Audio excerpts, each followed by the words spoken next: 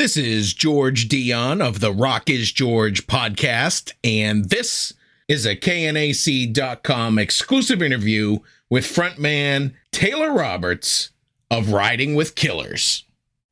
If I knew absolutely nothing about Riding with Killers, how would you describe the band's music to me? Hard rock with driving guitars, melodic heavy vocals, and oh man, I might just leave it at that because I'm having a hard time with with describing. People usually don't ask me that, so you're weirdly the first to ask me that. But yeah, man, or really, I would say it's a nod back to the late '90s, early 2000s as well. Guitar-driven rock music, man, and we're not afraid to get heavy and touch on our metal roots when we can, and but we're also not afraid to get light and go more melodic at the same time. I feel like we're a band that can do whatever the hell we want. Well, from what I understand, the band got its start back in 2018. How exactly did the band or project form? So, I was part of a band that I started in my parents' garage way back in the day called Catharsis. Started touring the country, started getting Danny Wimmer festivals, started getting songs on the radio. We were on the road from New York to LA and everywhere in between. Um, Lost some band members, decided to rebrand, and then I got very unhappy with people in the band, with creative direction. I realized that if I stayed, that I was just going to spin my wheels. I was going to blink. 30 years would have gone by, and I would still be doing, hometown hero shit. And I could not abide by that. And so I quit my own band in 2018, and I basically ended up getting to be an extra on the Motley Crue movie, The Dirt. Met a really good buddy of mine on set named Shane. And we ended up doing a really dope work trip, a couple of weeks later, but like it was kind of sketchy at first. And I ended up calling a few friends and I was like, yo, is this guy like for real? Or like, is he gonna like murder me? And I'm gonna end up in like 6 trash bags scattered across the highway to Atlanta. And that essentially sparked the name Riding with Killers, especially while we were riding up to Atlanta. And honestly, it turned out to be one of the coolest weeks of my life. Did some of the best work that I will be proud of till the day I die, and just made a lifelong brother out of Shane. And, after reflecting on my paranoia on the ride home, Riding with Killers popped in my head, and I was like, huh, all right, I kind of like that. I was like, it's catchy. You can acronym that to RWK. I can incorporate classic cars, muscle cars if I wanted to. I can incorporate movie villains or horror movie icons, or if I wanted to be taboo with serial killers or what. I was like, it sounded like a name that I could have fun with. You know what I mean? Like I could maybe one day do a graphic novel and have a story, or it just it made my gears start turning. And I was like, all right, I like this. And I scoured the internet from front to back for like a week straight, and there was no other band called Riding with Killers. And as you know, that is a really hard thing to do, is to come up with a band name that hasn't been used 50 other times throughout, the last 100 years. And I was like, all right, well, I've got a name. And I didn't have a band, I didn't have songs. And I was like, well, I have to put this out there. I found, I got in touch with an old graphic designer friend of mine. I was like, hey, this is my idea. Make me a logo. And so I just announced it because I knew that if I announced it and I put it out to the world, that I would have to follow up. I would have to deliver. And so I put the name out in, I would say June, I think it was June 6th of 2018. And then I didn't start writing and recording till the end of that year, early 2019, with Matt Laplant up in Madison, Wisconsin. And, we had programmed drums, programmed bass, but then, I was so close to Dave Coughlin, who I had met in 2013. And he was the touring drummer for Taproot. And so, and we had become the best of friends. Like, we still play Call of Duty. Like, I'm probably going to go do that with him after we get done with this. And, I basically was like, look, dude, we're going to write a record together. And he was like, yeah, whatever, kid. And then I moved to Detroit, and we started writing and recording. COVID happened, and we used that time to bounce the demos off of each other while we were at home. And we just kept writing and recording and writing and recording until we came up with all the songs for Full Circle. So it was it took a couple years, to get this band like going. And we had a couple scattered shows here and there, but we're just now finally getting to the point of where the calendar's starting to fill up. Like, even still, we're about to announce an Iowa, Illinois run that we're doing at the end of November. The city of Detroit keeps throwing us shows with all these festivals that they put on for the metro community. Machine Shop just keeps adding us to stuff left and right, which is amazing. Like, I'm so grateful for Kevin Zink and the entire crew up there. Like, it's just such a wonderful venue, and stuff's getting busy, man. It's starting to get busy, and I love it. I love it. I love it. Well, your debut album, Full Circle, it came out last December. Excuse me, you released it on your own independently. Yes. Let's talk a little bit about the songs. I was actually kind of interested in "Don't Fade Away," which is your latest single. If you want to tell me a little bit about that song and what it's about. Yeah, man. So it's really cool how that one came about. Matt LaPlante, our producer, I've worked with him since 2012 with my old bands.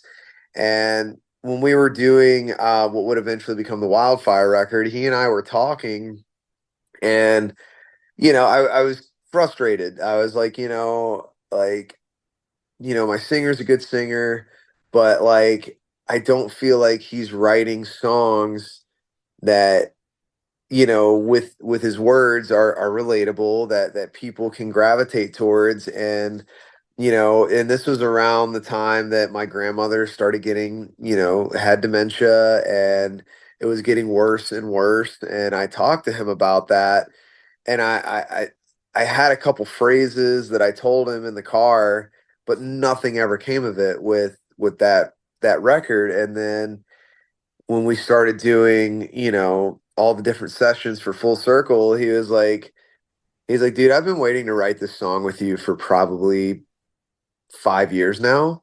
And now that you're singing, now that you're getting more comfortable with this, like, this was the like, he remembered verbatim the conversation we had had 5 years prior. And he was like, we need to write about this. And like, it hit me in my heart, because I was like, well, first of all, that shows me how good of a friend you actually are, because it wasn't just a working relationship thing with him, man. Like, he really is an awesome dude. He really does care. He cares about me. He cares about the music. And the fact that he kept that in his back pocket for, God, half a decade, um, was incredible to me. And, we really got to work on that one. And I don't know if if you really picked up on this, but in the verses, the time signature goes from 4/4 to 3/4.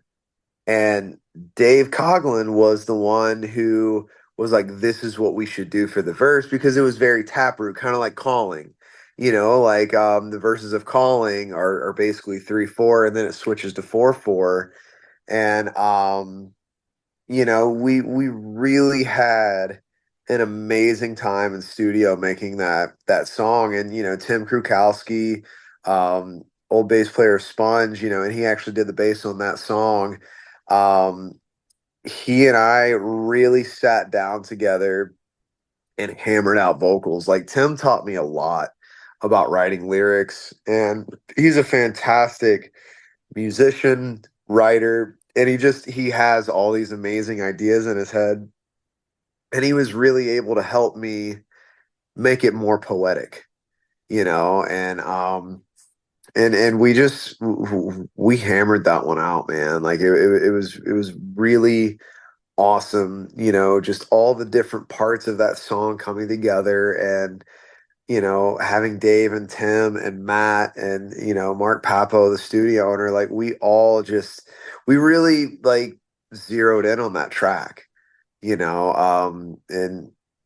that like it's an emotional song for me, man, because like my grandma's my favorite woman ever, and I spent a lot of time with her as a kid. My mom was a single mom, and she had to do a lot of shit in order to make sure that I was okay and that our household was functioning. And that meant she worked a lot. So I spent time with my grandma, all the time, like after school, weekends. But, like grandma's house is awesome. So, like, you know what I'm saying? Like, and then when all of that started going down, man, like that kind of crushed me. And I mean, it still does, because she's not the same person she was.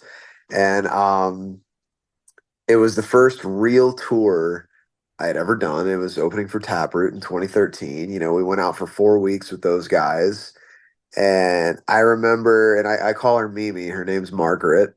But Mimi was like, don't go. And I was like, dude, it's fine. I'm just gonna be gone for like 4 weeks. Like we'll talk every day. Like and I'll be home just in time for Christmas. Like it's gonna be great. And first 2 weeks, like, as you do, you check in with your family on your first real big North American tour.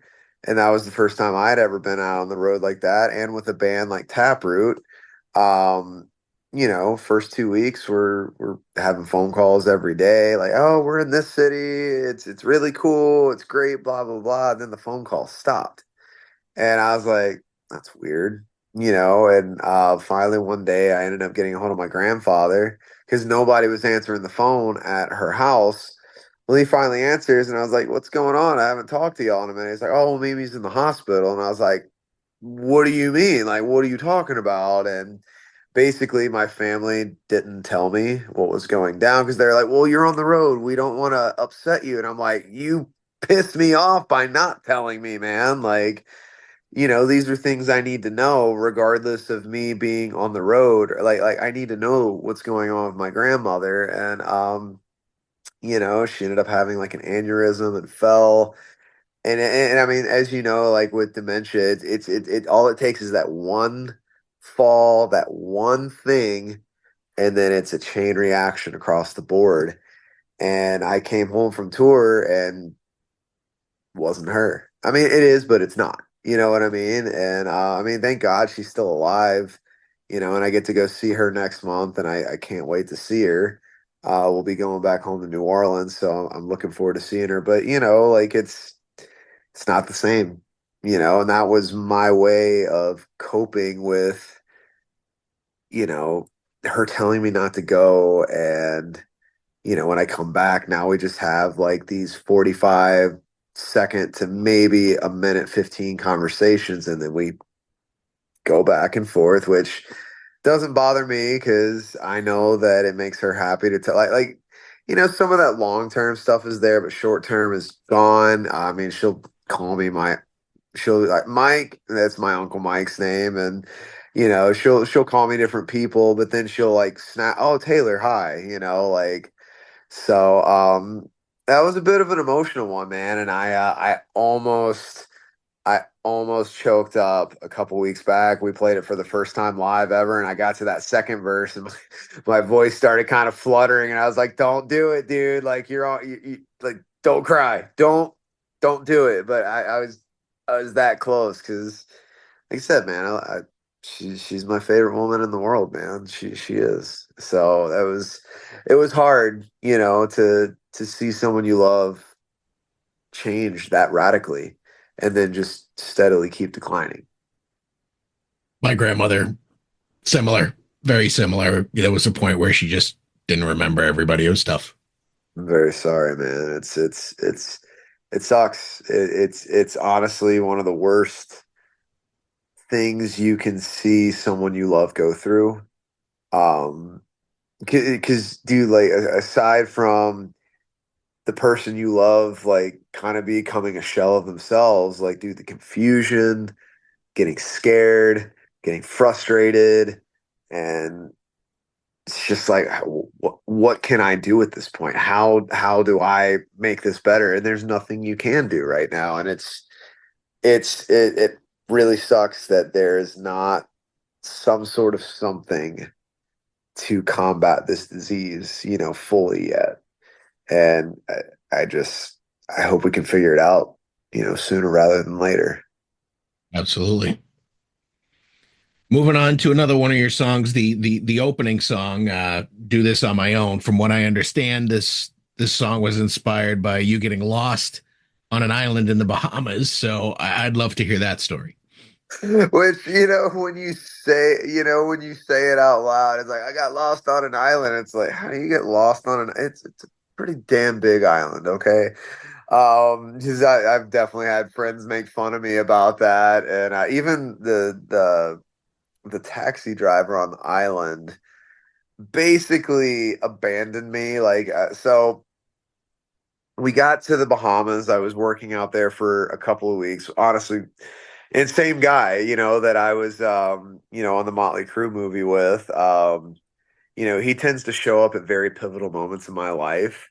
And I was going through a big change, and he hits me up and he's like, "Hey, bro, like, I got a job in the Bahamas.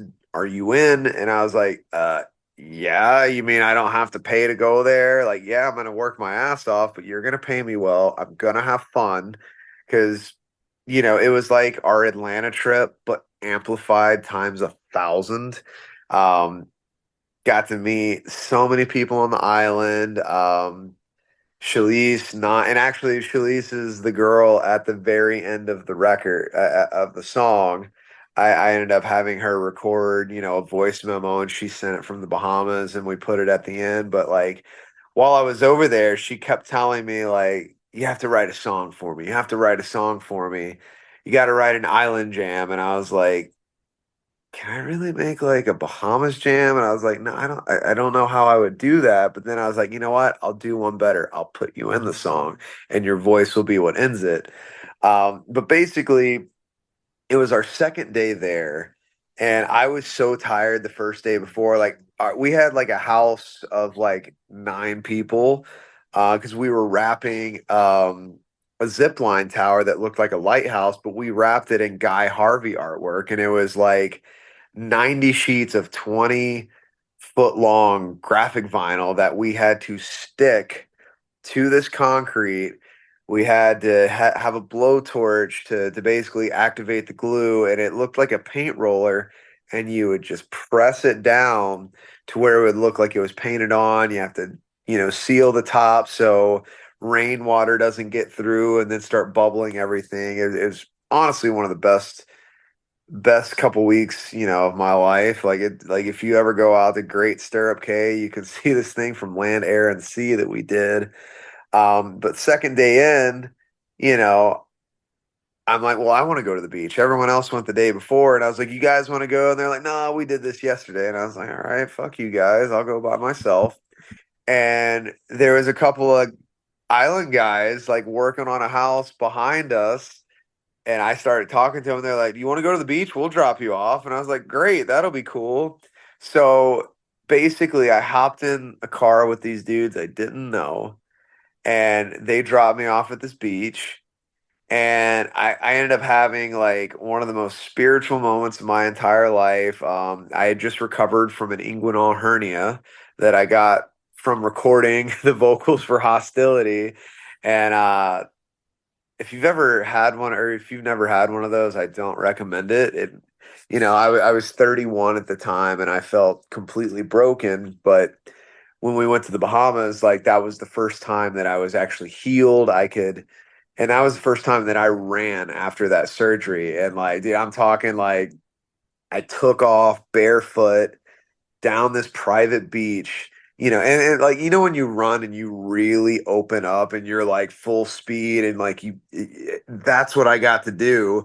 And I was like, oh my God, I'm not broken. I'm not. you know, I'm not this broken thing anymore. Like I'm back. And had this great spiritual moment, and then it was like, oh well, it's starting to get dark. I should probably get back. And on my way back, I forgot where to go because I didn't walk there. I had people drop me off, and I was talking to them, carrying on like I do, and I meet new people. So I'm not paying attention to my surroundings. And as the sun starts setting, I'm like, oh shit, I have like 6% battery life on my phone. And that picture of the record, or on the front of the record, I actually took that on my phone. And that's like that darkness that you see in that photo, I had to walk through that. And it was one of the scariest moments of my life. Um, Especially because once I started realizing I was lost and I was like, oh shit, I don't know where I'm at. I ended up my maps weren't working either. So like my phone hadn't switched over to the Bahamas network and it's very, very limited out there. Like the island we were staying on, I don't want to say it was poor, because it definitely wasn't, but it's not like Detroit or anything like that in terms of like cities and like great cell phones, signal everywhere, yada yada.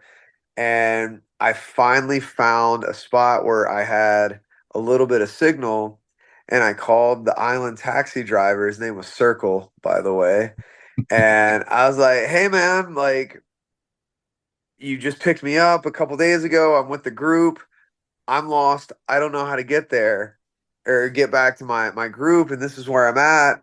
He tries giving me directions, which were absolutely fucking useless, what he tried to tell me. And then I was like, dude, can you please come pick me up and take me back? Like, man, like I'm legit lost. I have no like my cell phone's about to die. And he goes, yeah, man, I'm having dinner with my wife. You're on your own. Good luck. And then he hangs up the fucking phone on me. And I was like, what? And so like what I would do is they had these big patches of just darkness, and there would be like one random street light, but a really dim street light. So what I would do is like, all right, well, I got to get to this light. And so I would just take off and I would run my ass off until I got to this light. It was like almost like a safe spot. But like when you're running in total darkness and you don't know where you're at, you hear all these noises around you, and it's just like I felt like these eyes were on me the entire time. And it was terrifying. And I finally got to like this little marina area, but like everything was closed.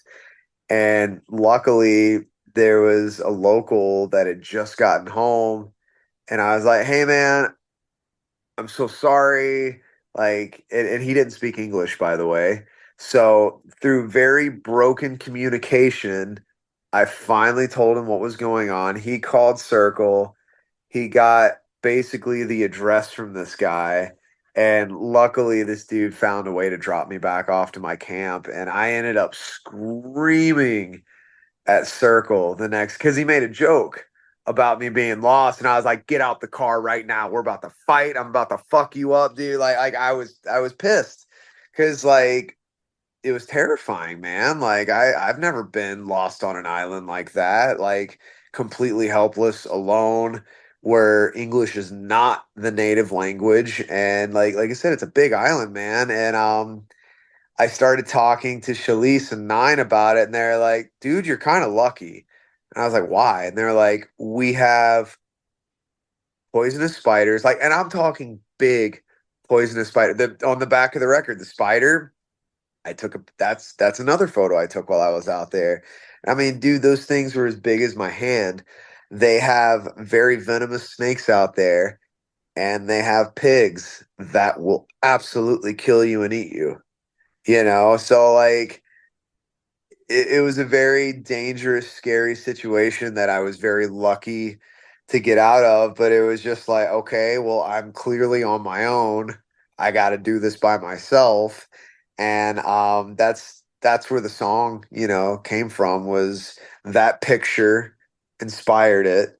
And we just really dove into the psyche of being on your own and basically being abandoned. And one of my favorite parts about the song, and if you go back and listen to it thinking about this, was James Laskew, the bass player. Dude, the bass line that he came up with that hides within the song, for me, it transports me back to running down that road and feeling like there's a monster or monsters behind me. His bass line feels like this doom, scary, looming feeling that I had while I was running through the darkness. And I feel like he captured it so well with the sounds that he made with that bass. So if you go back and listen to it, think about that and think about his bass line. It's like it's perfect, man. Absolutely perfect. You've been out promoting this album live for almost a year now. You recently played the Havoc Fest in Michigan with Kitty Cold and Smile Empty Soul. How did that performance go? It was really good, man. I had actually stopped smoking weed about 2 weeks prior, and I'm actually about a month and a half now, no marijuana, and I lost 10 pounds because of that randomly because I'm not like eating everything in sight anymore. But I'm getting better lung capacity. I'm getting better vocal range. I'm not gassing out. And that was one of those shows that it was the first show since I had stopped smoking. And I remember after we got off stage, like Chris and Jed looked at me, they were like, dude, you've never sounded that good before. And we just did another show, Arts Beats and Eats, that the city of Detroit puts on in Royal Oak for, it's a big metro for, like, we had Chevelle there, we had, I want to say it was Warrant. And then they have like a country night, they have a classic metal night, a hard rock night. Like it was really cool to get added to that. And I did a 75-minute set and I didn't gas out, which that's the longest set I've ever done, but it was a phenomenal time out in Jackson. They got a good thing going. It was the inaugural year of Havoc Fest, and they had a great turnout for both days. And that was the first show I would say that I felt very confident as a vocalist and as a singer because like singing is still very new for me. Like not like I'm not a classically trained vocalist, like that's how I got my inguinal hernia that I was telling you about when I was recording Hostility, that high note and that right before the chorus, that pre-chorus, um, we spent like 3 hours trying to record that. When I finally hit it, I was like, that didn't feel right. And because like I wasn't using proper breathing techniques. I hit the note, but I wasn't getting there properly. And it caused so much strain on my lower abdomen that I had a tear, but from then to now, you know, um, it's been a night and day difference. And Havoc Fest for me felt like the turning point as a vocalist, like, oh shit, I can do this, I can be a singer. And it gave me a lot of confidence. But there is a funny story there too, though. Is so I was freshly 2 weeks no weed, and I was like, okay, I hate this, I hate that I can't get high right now, let me try an edible. And so I take an edible like 4.5 hours before we're supposed to go on stage. Nothing's happening. And I'm sitting there talking to Chris and Jed. And this is about an hour and a half before we're supposed to go on now, mind you. So like 3 hours have gone by, nothing. And I'm talking to them, and all of a sudden I stop, my eyes get really big, and they're like, are you okay? And like I was like, I need to sit down. And so like I just kind of stumble. Because I hadn't had THC in my system for 2 weeks at that point. I've never been, I have been that high before, but like, you know what I'm saying? I was like, oh my God, I'm way too high. Do I even remember the lyrics? Do I know how to sing? Do I still remember how to play guitar? And so I had like a mini freak out, like an hour and a half before we went on stage. And thank God I sobered up before we actually went on, but like there was a funny little scare there for a minute. I was like, all right, well, no THC period, because edibles can't do it. I can't smoke anymore. But overall, it was a really, really great show. It was a great time, and just very thankful to the team over at Havoc Fest for inviting us out for the first year. It'd be cool to go back next year, but they've got something special on their hands with that festival. Taproot also released an album in 2023, Scissors, after Yes. after a 10-year hiatus. I didn't go too deep into Taproot's history. I don't think you're an original member, are you? Ooh, no, no, no. I I've been listening to Taproot since I was 10 years old, but it's hilarious because like people come up to me at shows and be like, "Bro, you were great at 2001 Ozfest," and I was like, "I was 12, my guy. That wasn't me, you know." But I'm the only non-original member in that band, which is scary, man, because like it's Taproot, like they formed a worldwide legacy and a connection with the world, with gift and welcome and blue sky research. Those are some. I mean, those songs are worldwide and cherished. And to jump into that position because clearly I'm not Mike DeWolf. Um, it was very scary at first, but I gotta say that those guys have treated me like I was in the band from the beginning. The fans have luckily accepted me. And it's been a dream come true playing, because before I actually started playing guitar, um, I would go have sleepovers at my friend Caleb McBride's house, and that's he and his family were who showed me new metal, like Korn, Slipknot, Taproot, Mudvayne, Papa Roach, Linkin Park, System of a Down, like all the classic new, like I'm a new metal kid, and at his sleepovers, like Caleb had like his room was so cool, man. Like he had all these thick Corn posters. Like Corn was his band, like that was his favorite band. He had skateboards. And it was before like pops were a thing, but like he had these dope little figures of them as like cartoon characters.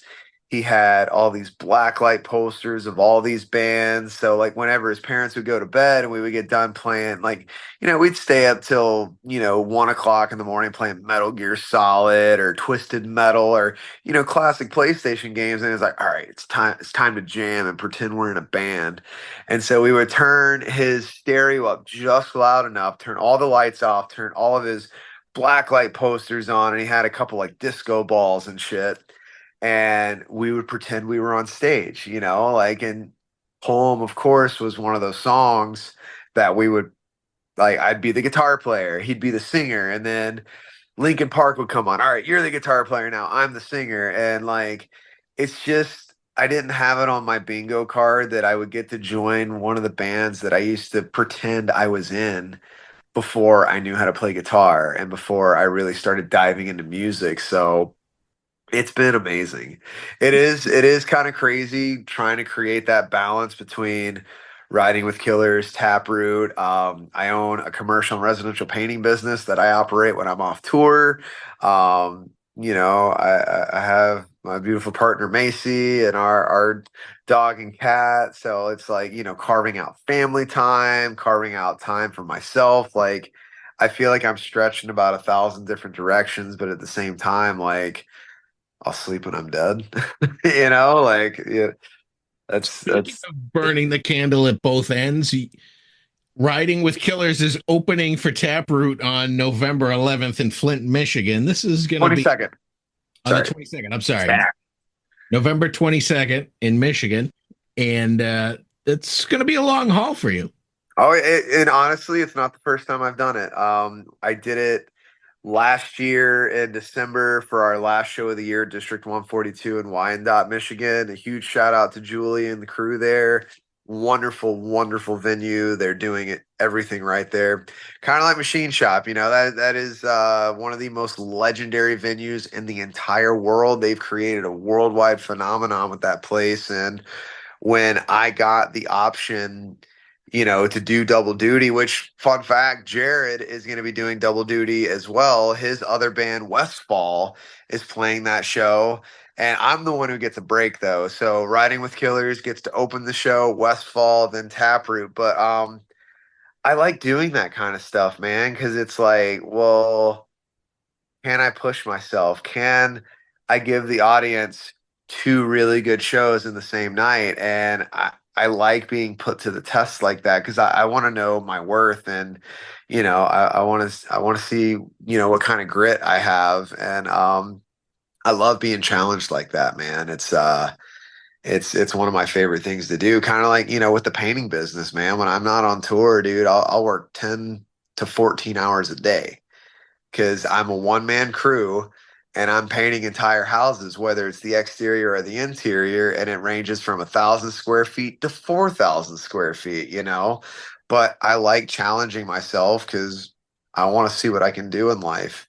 And it's just I'm very grateful that the guys in Taproot like believe in my art as well, and they give me an avenue to showcase that on some of their shows from time to time. Because you know what, when I'm in Taproot, like I don't just advertise my band. I feel like like that would be kind of wrong of me to do to just okay, well I'm using Taproot to promote this. Like no, like when I'm there with Taproot, I'm there to be Taproot and there is a natural spillover that happens with that. And then yeah, if you bring it up or if a fan brings it up, I'll talk to you about my band. But like, I'm not just going to be a shameless self-promoting whore, when I'm out on the road because that's not fair to those guys. That's not what they hired me for, And it's been a really cool balance, being in both bands and thankfully like everyone in the band is such a sweetheart and like I said they support me and my art and it's been really cool to juggle both. Full Circle is almost a year old. Are you working on a follow-up? Oh yeah, it's already done. I'm heading to and I'll actually be able to celebrate the 1 year anniversary this year in Gothenburg, Sweden. I started working with producer Jacob Herman, who has produced In Flames, Anthrax, Machine Head, Dark Tranquility, one of my newer favorite Swedish bands called Vola, which if you've never heard of them, they are incredible. You need to watch the music video for Head Mounted Sideways. The song is amazing. One of the coolest music videos that I've seen, I would say, in probably the last 6 years or so. But what drew me to Jacob was prior to realizing that he helped record the Vola record, the bass player that I work with now in studio the most, James Laskew, he did about 70-80% of Full Circle on bass. And he did 100% of the new record. I remember we were hanging out and, one of our favorite things to do after rehearsal is all of us get on the couch and what do you want to listen to? I got something to show you. And when James showed that to me and Dave, like we were just glued to the TV, but like I remember the sound of that band. Like it's like, dude, like I really, really like the sound of the drums, the sound of the guitar, the bass, the vocals, the dynamics. And once I realized Jacob was a part of that, it's like, okay, well, he's already done legacy bands that we all know and love. I mean, In Flames, Anthrax, Machine Head, just three of many that this man has recorded. You've already got me there, but the fact that you recorded a newer band that I love the sound of, I'm in, and then when we met and we were having a terrible session at first, but then he was like, you're coming across the street with me. We're getting a drink. And we talked and he was like, all right, fuck it. You and me in the control room, forget everybody else. And when we went back in the control room, we literally put our chairs right in front of each other. I'm talking, we were almost knee to knee. And it was like going to kindergarten and I show up to school with a Batman toy and I see a kid with another Batman toy and we're like, oh, let's make a story. It felt like that's what we did. And that was the first time that I actually got to really make true eye contact with him, and I saw something special. And we connected instantly, and then we just started passing my guitar back and forth. And after that session, I called him and I was like, dude, we got to write a record. We really got to write a record. And we started getting to work, and then we did pre-production in Detroit. We tapped Devin Clark from the band Cane Hill on drums. I had James Laskew come back and do bass, and honestly, one of my favorite records I think I've ever done because it's so different. Like, we used my guitar as more than just a guitar. We experimented so much. We wrote a song in 7/16, which was weird, but it's so cool. And Jacob got me to do stuff that I never thought that I would do on a record. Like, and the way we're going to open this record, it's almost like an old school Slipknot song. Like, there's not one lick of singing. It's all screaming. It's heavy. It's angry. It's pissed off. And I get to get into some metal with this record, and I get to get into some Tool type stuff with this new record. Like, there's a lot of fun things that we did, and it's going to be a big departure from Full Circle, but I'm actually really happy about that because I don't want to keep regurgitating the same sounding material. I want to evolve. I want to grow, and it might confuse some people at first when they go from Full Circle. I think I might. So we're talking about calling it Music for Humans, and I kind of like that record title. Um, because it is. It's music for humans. But yeah, I'll be in Gothenburg, Sweden this December to mix the record with him in his studio, which that's going to be a big first for me. I've never gotten to be in the studio to actually mix. It's always been, okay, well, this is what I did. What are your notes? What do you want to hear differently?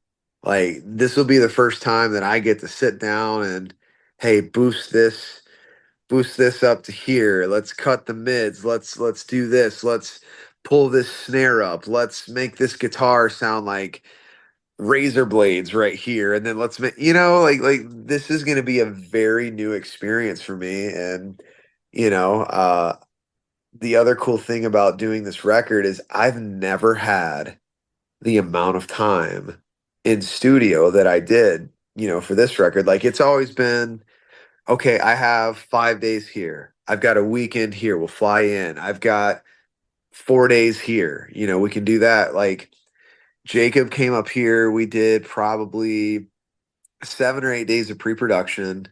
I then went to Louder Than Life, just to kind of get some inspiration, go see Nine Inch Nails for the first time. But it's like, what a great way to start, recording a record than by going to see a band like Nine Inch Nails and all these other bands at Louder Than Life, and then go down to New Orleans for a month straight and just work on guitars, bass, and drums. And then after we did that, I got to go to Gothenburg, Sweden for a month straight to work on nothing but vocals, lyrics, and melodies. And then Jacob came back over here, and we spent 2 weeks recording vocals, final vocals. And then now I get to go spend another 3 weeks in studio with him in December to mix the record. Like, I've never gotten to spend this amount of time creating like this. So I'm very excited about the final result because, like, even just the mixes straight from the board, it's like, I feel like people are going to try to learn the guitar parts, the drum parts, the bass parts, because everybody went fucking nuts on this record. Like, Devin Clark, what a monster drummer. I mean, James Laskew is my favorite bass player on the planet. Like, I'm just so proud of the work that everybody did. And, the writing between me, Jacob, and James, it was incredible, because Jacob's a drummer by trade. He's a producer. That's what he does. But his instrument is drums. His thing is drums, and he wrote the drum parts, and Devin executed it, but also through his New Orleans metal flair on top of that. So it was just a really cool, different creative experience. Well, those are all the questions I have for you today, Taylor. The current Riding with Killers album is Full Circle. It's out now. You're currently out on tour with them and Taproot, and coming soon is Music for Humans. And I Yeah, want to thank you for taking the time to speak with KNAC.com tonight, and I wish you the best of luck in the future. brother, thank you so much for having me on. I really enjoyed talking with you, George, and hopefully we'll get to chat again another time, man.